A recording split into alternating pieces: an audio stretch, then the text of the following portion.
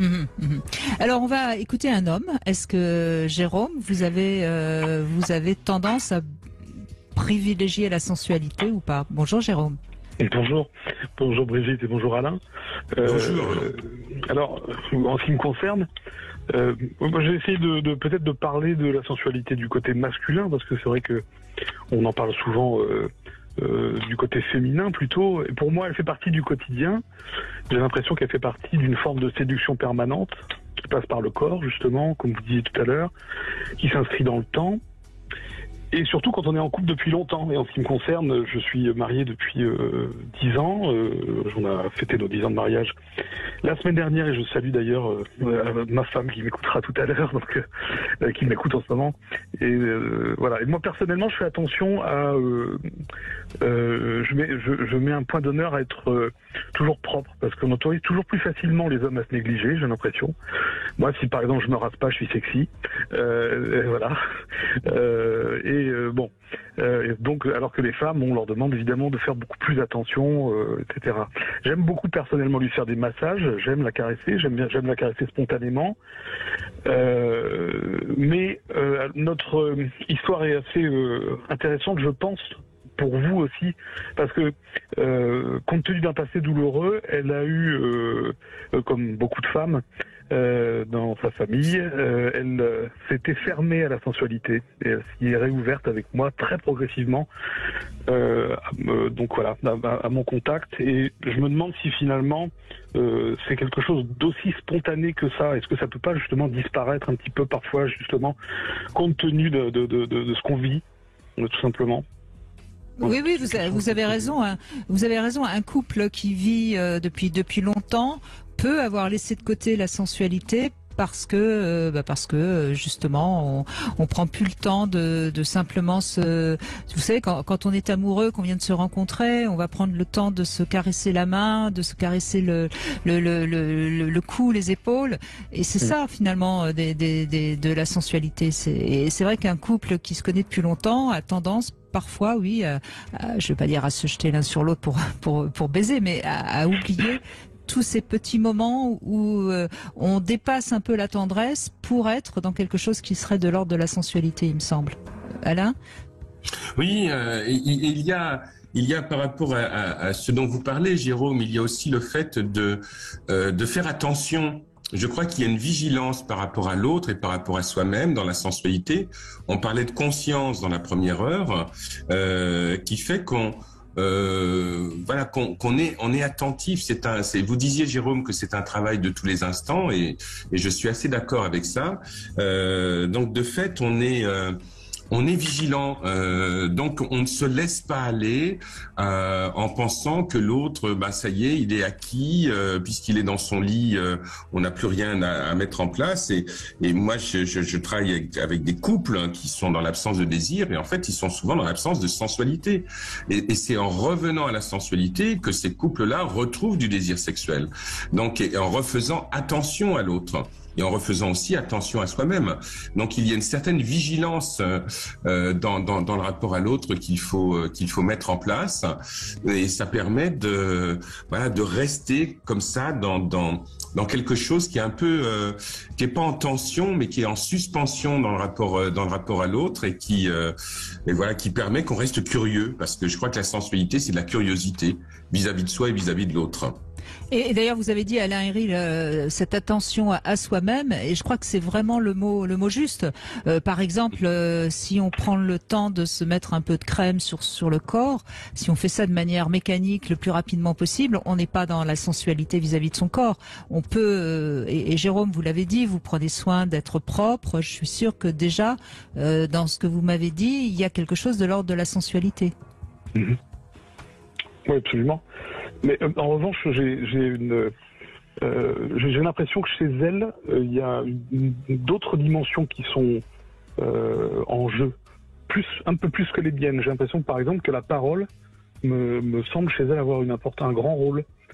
J'ai l'impression qu'elle est très sensible à la parole, qui peut être aussi une caresse, je pense. Hein, j'imagine qu'on peut la comparer à ça. Bien sûr. C'est-à-dire que vos mots sont des caresses pour ses oreilles, et ça l'aide à lâcher prise, comme on le disait tout à l'heure, c'est ça? C'est ça. Oui. Exactement. N'hésitez pas. et justement, prenez le temps de les dire, ces mots. Puisque on l'a vu, hein, avec un peu plus de lenteur, il y aura plus de sensualité. C'est ça. Et vous avez l'impression, là, depuis 10 ans, justement, qu'elle s'est ouverte à la sensualité, ou en tout cas que grâce à vous, elle s'est lâchée un peu?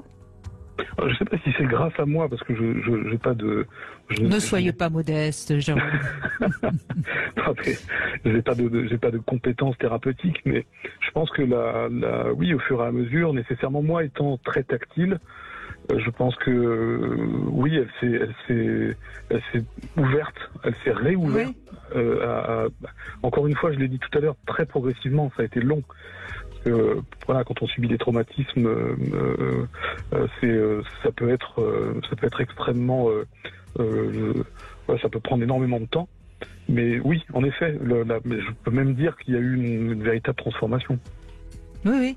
Mais vous savez, Jérôme, le partenaire, alors c'est pas un thérapeute au sens thérapeutique du terme, mais c'est quelqu'un qui va renforcer le narcissisme, qui va aider aussi à tout doucement à faire cicatriser les blessures. Alain Héril, je crois qu'on peut quand même bien rappeler qu'une relation qui va bien, c'est une relation qui nous permet d'aller mieux. Oh que oui, Brigitte, et sans rentrer dans un aspect thérapeutique, mais la présence de l'autre est une réparation naturelle. Bien sûr, il y a des choses qu'on répare dans le cabinet du thérapeute, mais il y a des choses qui se réparent aussi naturellement dans le lien à l'autre. Et vous parliez, Jérôme, de l'importance de la voix. Je ne sais pas ce qu'a vécu votre compagne, mais vous parlez de traumatisme, et donc j'ai une petite idée. En général, dans les traumatismes que l'on vit dans l'enfance, notamment s'ils sont sexuels, il y a beaucoup de choses qui tournent autour du silence, qui tournent autour du non-dit, qui tournent autour de ça ne doit pas se dire, ça ne doit pas s'avouer. Et donc tout d'un coup, ça me paraît assez normal que votre compagne soit sensible à la parole, sensible au fait que enfin des choses se disent et des choses qui sont bonnes pour elle. Donc effectivement, n'hésitez pas et voyez comment au début d'une relation, naturellement, on est dans la poésie, même dans des poésies simples à travers des textos, des sextos qu'on s'envoie, mais le langage poétique et symbolique, il fait partie du langage amoureux. Et si vous me permettez un jeu de mots, c'est la poème lorsqu'on dit des poèmes. Oh, c'est joli.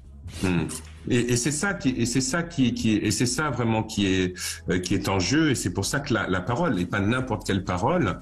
Une parole qui valide l'autre, qui valide l'amour, qui valide le lien, est une parole absolument essentielle et qui doit être entendue et prononcée. D'accord. Merci. Je suis content de savoir que je suis aussi thérapeute. De thérapeute de poche.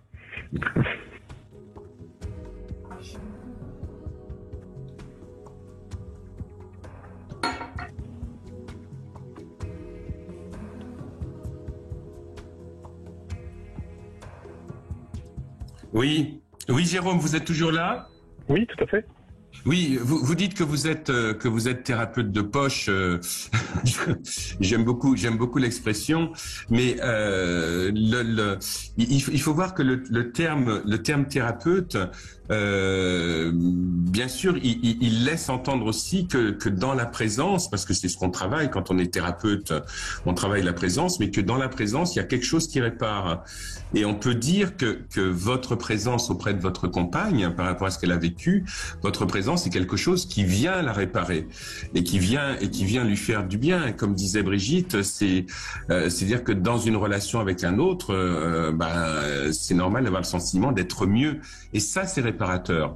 Après, donc ça a des effets thérapeutiques, mais ça n'a pas une visée thérapeutique. Mais ça a des effets thérapeutiques et ça me paraît normal que le couple ait aussi cette fonction-là. Mais c'est pas la seule, bien entendu. Ouais. Oui, bien sûr. Eh ben merci beaucoup, Jérôme. Merci. Et puis c'est bien d'avoir un homme sensuel, c'est formidable. Merci, Jérôme.